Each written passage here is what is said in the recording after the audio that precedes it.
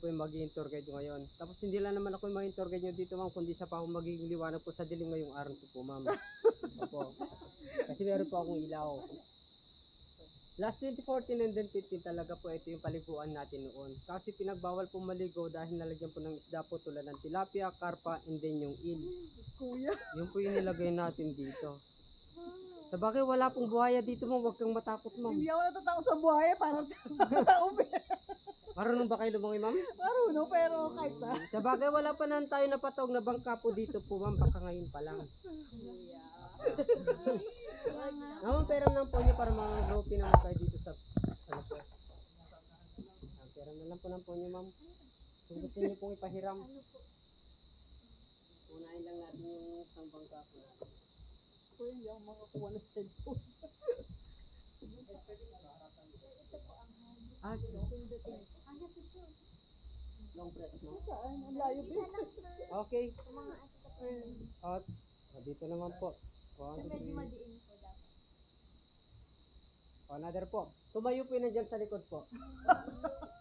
No. Yan. Tapos ganito yung mga kamay nyo, oh. Wait naman mga po, nahin natin ulit. Dalawang kamay. Don't panic. Okay, sige. 1, 2, and... Okay, jump shot. Another. 1, 2, 3. Okay po. Ma'am, pag natapos naman yung boat ride natin, pwede naman po pala tayo dumaan mamaya sa hanging bridge. Ito yung hanging bridge natin. Mas okay na kasi yung hanging bridge na plastic po ma'am kaysa yung kaibigan po na plastic. Opo. Plastic ba yan? Opo, ano po, midang paleta po yung ano po inaapakan po dyan. Pero yung ano harang po, bakal talaga po yan. Hindi po lahat po plastic yan. Ito na po pala yung pinaka-entrance ng cave natin, sir mama. So, welcome to the Suki po. Ito na po siya.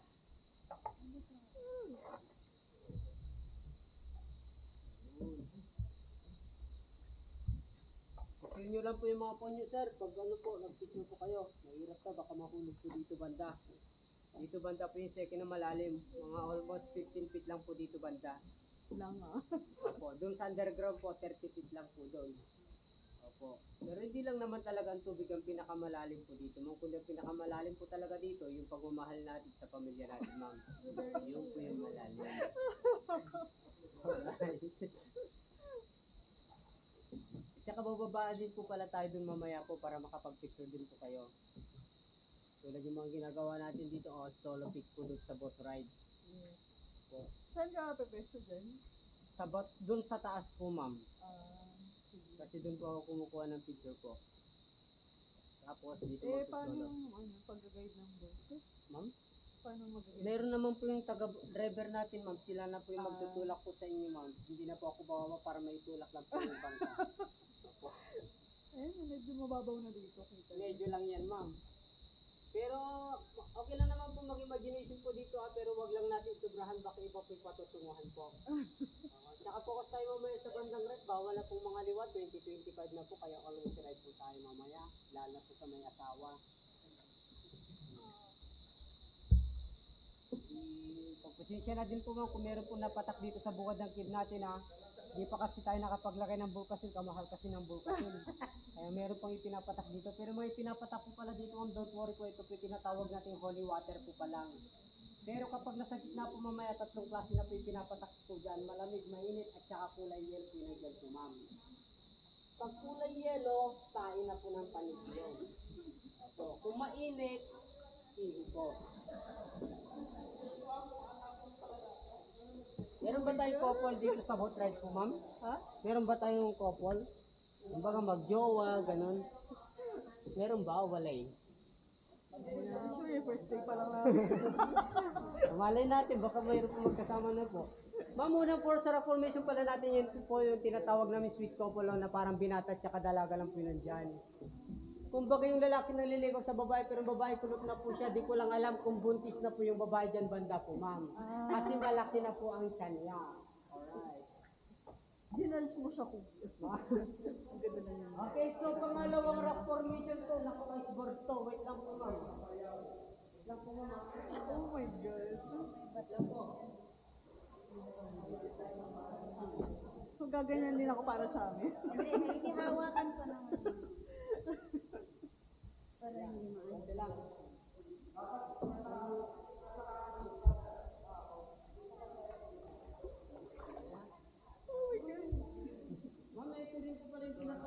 nating Buddha dito. Ah, Na-imagine nyo ba sa Buddha yan, ma'am? Kung hindi naman po natin na-imagine na sa Buddha naman po yung mga okay lang naman kung wala pong basa na po dito. Pag-imagine lang po tayo. At saka ito yung second na lang po hindi natin ang tinatawag natin yung popular jellyfish. Yan yung mga bawal natin pinapahawakan lalo na yung mga kumikinan tulad yung mga ganito ma'am. Yan. Tama po kasi sira po sila ma'am, pero meron po isa talaga sir. Kasi napagiging natin ang ito, baka matawag yung bag na natin, kaya po pinagbawal pa po ma'am. Ito naman din po pala yung the biggest mushroom natin. Pagpasensya na po nag-isap na tumubo. Ayan po siya. Ikaw natin naman daw po, yung stalagmite, yung stalactite natin dito, yan ang yung tinatawag natin yung ginadhana na po silang dalawa. Pag-limitin po yan balang araw, mapasanahan na lang. At saka doon naman po banda po, last supper naman po nandun po. Yan naman po yung parang kasama natin dito. Yan, tignan natin yung iceberg dyan. Okay. So ito yung mga bawal pa natin pinapahawakan dito banda po. Mga pwede lang naman po sigurong duraan sir, wag lang kung dilaan, baka may halong tayo na po yan. Nandito kasi mga paliki natin banda. At saka nandun naman po yung parang imahe po ni Mama Mary. Okay lang yan ma'am, buhaya lang yan. At saka ano din po pa naman sir ha, pwede po tayo tumingin sa taas, please lang, wag din po ibukang bibig nyo pag tumingala po kayo dito. Pag may napatak na malamig, yung sinabi ko kanina, holy water. Pero kung mainit, medyo kabahan, ihinap ko ng paniki. Kung kulay yan po yung napunta sa ilong nyo, tahimik na lang daw, tapos hawakan nyo, pwede nyo din pong i-share sa katabi nyo po ma'am. Tayo na po yung pagmalambot po. Oo. At saka, ito pa yung babaeng nakatuwad dito na, ito po siya, bilbilan. sexy. Oo. Hindi po sexy yan ma'am kasi sabi. Ako. Kasi siya na po kung may matamaan. Ito po yung katawan niya, sabi. Tapos ito yung parang pwede niya naman full box na pababa po ma'am naka-side view. Pero kahit ganito man yung katawan nito ma'am, mayaman to sir, sumunod sa uso, ribandad po buhok niya pababa na po ma'am. Oo. Kaya rin din po pala natin tinawag na Lusog Cave dahil pala dito. Ano din po pala ma'am, Lusog kasi po Ilocano term po yun. In other words, Ilocano, abot sa Tagalog, butas na po siya. Pero hindi lang niya pinagpatunay kung bakit rin po tinawag na Lusog Cave po kasi pati yata yung bangka natin ramdam po may tubig na po ma'am. Okay lang naman po yan. Don't panic, it's organic. Huwag kayo mag-alala po ma'am. At saka dito mga may iba't ibang mga kulay ng mga bato natin dito banda. Dahil lang po sa mga paniki din po tulad yung mga ito po. Saka nandito din po pala yung mga tinatawag natin insect bugs. Ayan po sila. At saka yung mga dark spot. Ayan po. Yan din po pala yung mga kinakapitan ng mga paniki din ma'am sir ha. Buti nga yung mga paniki ma'am sir, madaming kapitan, wala lang pong barangay tanong po dito. Puro kapitan lang pong meron. At saka ito yung pinakamalalim, almost 30 feet na po pala dito. Kung sino man yung gustong maligo, pwede pong maligo dito kasi iniiwan po namin ng 1 oras po dito banda. Sinong may gusto? At saka nga po pala ma'am, ito rin yung pinaka-deadly ng boat ride natin ma'am sir. Mas maganda na kasi yung cave na may katapusan po kaysa yung pagmamahal na may katapusan po ma'am. Kaya dito na po tayo dito. Yan na po, yung mga po natin, mahulog. Sige, last.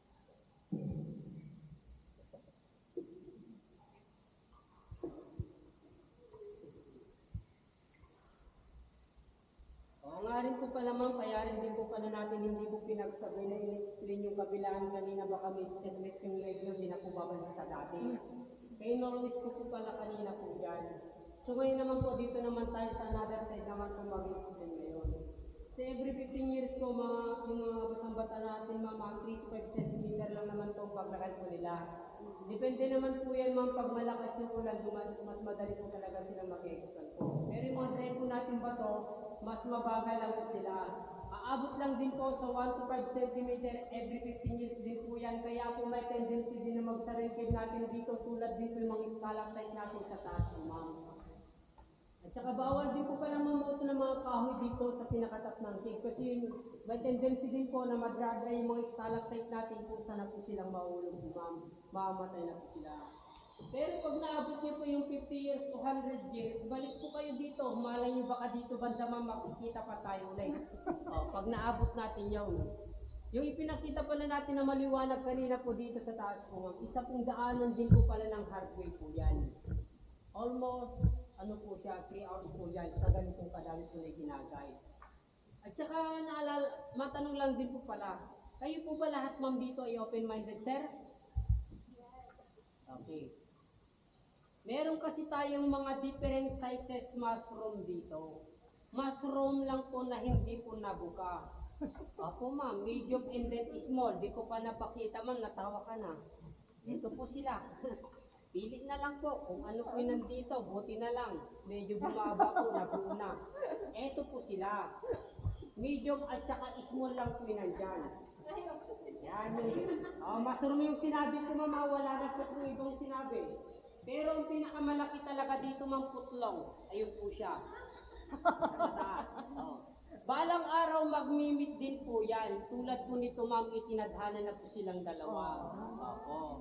Meron naman talaga yung mga bato natin dito na pinagtagpo at saka itinadhana. Parang tao din po yan ma'am. At saka dyan lang po pala, ito yung isa pong daanan po pala natin ng hardware din po pala ma'am. Inakit din po natin yan. At saka meron pong parang tao doon na nakatayos yung isang kamay, kumbaga nag-selfie lang po doon banda, tapos yung mga kasama yung nandun sa gilid niya. Di ko lang po alam kung kompleto po sila dyan, baka itinulak na po yung isa dyan banda po ma'am. Opo. At saka andito din po pala yung tinatawag nating ano po reformation po ng buhaya, kumbaga asawa ni Lolong, si Lolang. Kumbaga po ma'am, ito po yung katawan niya, nagnas na po siya. Pero yung ulo di pa nagnas, ito po yun. Meron siyang ulo, ito yung mata niya, bibig naman po dito sa may tubig. Kaso namatay daw to, kakahintay po natatalon daw yung nanay ng palaka, ito po siya. Natakot naman daw po yung nanay ng palaka, natatalon ba kayo daw po ng buhaya, kayong mga nakisilip po, ay naman po sila patong-patong din po doon. Hindi lang din po sa Baguio ma'am, may broccoli at cauliflower. Pati rin po pala dito, buy one take one. Ito po silang dalawa. Sa baba naman po nito ma'am, one eye octopus na parang isang mata. Deposit naman po nasa taas niya. Huli natin mapansin din po pala dito ma'am, hindi lang din po sa ibang lugar, ay madaming kabayaw. Ay tingin kayo sa bungad, kabayo na kabaliktad po, nandun po siya. Ayaw. Alright, at saka dito na din po pala tayo, bababa muna naman para makapag-picture po kayo. Na-iceberg kami, wait. Hindi ma'am, magaling yung driver nyo yan. Naalala nyo ba yung driver ng Titanic sa yung pamangking? Naalin? Okay ma'am, baba muna tayo dito para makapag-picture po kayo.